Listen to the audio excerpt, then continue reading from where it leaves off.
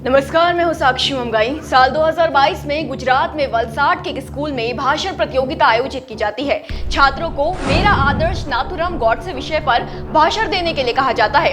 जिस दिन ये प्रतियोगिता आयोजित की जाती है उसी शाम को परिणाम भी घोषित कर दिए जाते हैं। मालूम चलता है कि इस प्रतियोगिता में गांधी की निंदा करने वाले और गॉडसे को हीरो बताने वाले बच्चे को पहला पुरस्कार दिया गया है। देखते ही देखते ये पूरा मामला राजनीतिक मुद्दे में बदल जाता है। कांग्रेस, भाजपा और आरएसएस पर आरोप लगाती है कि इतिहास को बदलने की साजिश की जा रही है, वरना एक सरकारी अधिकारी कभी ऐसे विवादित विषय को हरी झंडी नहीं दिखाता। ये विवाद मीडिया में छाने के बाद गुजरात सरकार की नींद टूटती है और उस सरकारी कर्मचारी को सस्पेंड कर दिया जाता है जिसने इस तरह के विषय का चुनाव किया था। अब सवाल यहाँ पर यह है कि एक साल पहले राष्ट्रपिता के हत्यारे को आदर्श कहलवाने पर एक अधिकारी की छुट्टी कर दी जाती है, लेकिन जब उसी नाथूराम गॉडसे को एक पूर्व मुख्यमंत्री देशभक्त कहते हैं तब पर्दों की घनता इतनी बढ़ जाती है कि शब्द कानों के फाटक से लौट आते हैं। विचार का विषय यह है कि आखिर बदला क्या है, महात्मा गांधी की हत्या को लेकर नेताओं की व्यक्तिगत वैचारिकी या फिर सियासत के संबंध में दलों के सिद्धांत। आइए प्रदेश के साथ रिपोर्ट में इस पर विस्तार से चर्चा करते हैं, पर पहले जरा पूर्व मुख्यमंत्री त्रिवेंद्र सिंह रावत का ये बयान सुन लीजिए। नाथूराम गॉडसे देशभक्त थे, उनकी देशभक्ति पर संदेह नहीं किया जा सकता है, लेकिन राहुल गांधी कौन सा गांधीवाद पर चल रहे हैं। गांधी जी ने जो स्वदेशी की बात करी, ये कौन से स्वदेशी की बात कर रहे हैं।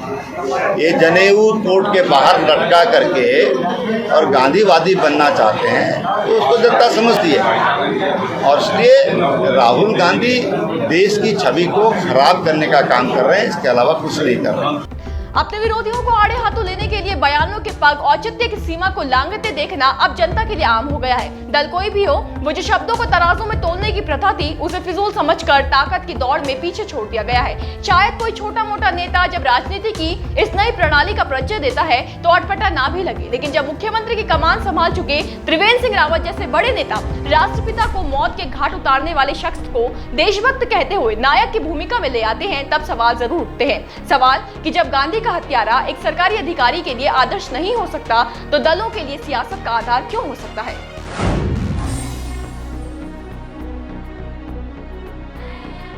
कई रिपोर्ट्स इस बात की पैरवी करते हैं कि महात्मा गांधी को मौत के घाट उतारने वाला नाथूराम गॉडसे उग्र हिंदूवादी विचारधारा से प्रभावित था। जब भी महात्मा गांधी की हत्या का विषय चर्चाओं में उठता है तो इतिहास से जुड़ी दो बातों का उल्लेख जरूर आता है। पहला, भारत पाकिस्तान के बंटवारे को लेकर नाथूराम गॉडसे गांधी जी से बेहद नाराज था और दूसरा, गॉडसे को लगता था कि गांधी जी मुस्लिमों को हिंदुओं की अपेक्षा ज्यादा तवज्जो देते हैं। मीडिया रिपोर्ट्स भी यही लिखती आई है कि यूं तो गॉडसे गांधी का सम्मान करते थे, लेकिन उसे महात्मा गांधी का मुस्लिमों के पक्ष में काम करना पसंद नहीं था। बताया जाता है कि उसने अदालत में ये भी कहा था कि 32 साल तक विचारों में उत्तेजना भरने वाले गांधी ने जब मुस्लिमों के पक्ष में अपना अंतिम उपवास रखा तो मैं इस नतीजे पर पहुंच गया कि गांधी के अस्तित्व को तुरंत खत्म करना होगा।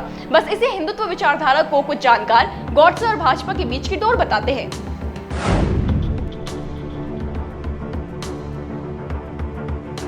उत्तराखंड के पूर्व मुख्यमंत्री त्रिवेंद्र सिंह रावत तो पहले भाजपा नेता नहीं है जिन्होंने महात्मा गांधी की हत्या करने वाले नाथूराम गॉडसे की पहचान सकारात्मकता के भाव से की हो। जानकार कहते हैं कि ध्रुवीकरण का चश्मा पहनने वाले बाकी के तमाम लोग भी गॉडसे के कृत्य को न्याय उचित ठहराने का प्रयास करते हैं। पहले झिझकते थे, अब बेझिझक करते हैं। ऐसा भी कहा जाता है कि क्योंकि गॉडसे खुद को हिंदुओं की स्वतंत्रता और हितों का रक्षक मानने लगा था, इसलिए हिंदुत्व की बातें करने वाली भाजपा गॉडसे को अगर देशभक्त कह भी रही है तो इसमें आश्चर्य करने जैसा कुछ नहीं। शायद सारे आंकलनों के कारण पूर्व सीएम त्रिवेंद्र सिंह रावत के बयान ने विवाद उपजाया है और मुख्यमंत्री की कुर्सी से हटने के इतने समय बाद उनकी सक्रियता की शुरुआत ही ध्रुवीकरण के आरोपों में घिर गई। इस पर कांग्रेस क्या बोली वो भी सुनने जैसा है।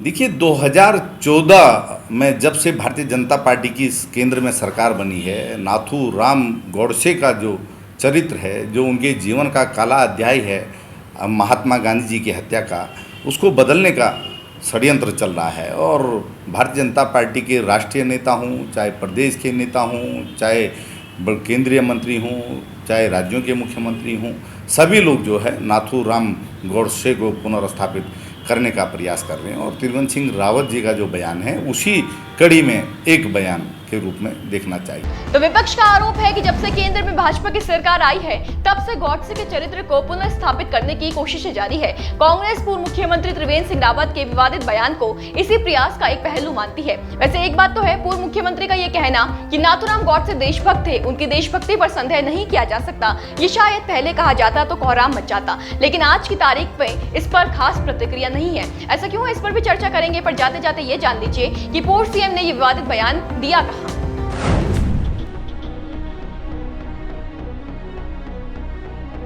आपकी जानकारी के लिए बता दें कि उत्तराखंड के पूर्व मुख्यमंत्री त्रिवेंद्र सिंह रावत बीते कुछ दिनों से यूपी के दौरे पर हैं। जिस बयान पर बात हो रही है वो उन्होंने बलिया में दिया है। पूर्व सीएम का ये जवाब राहुल गांधी से जुड़े सवाल पर प्रतिक्रिया थी।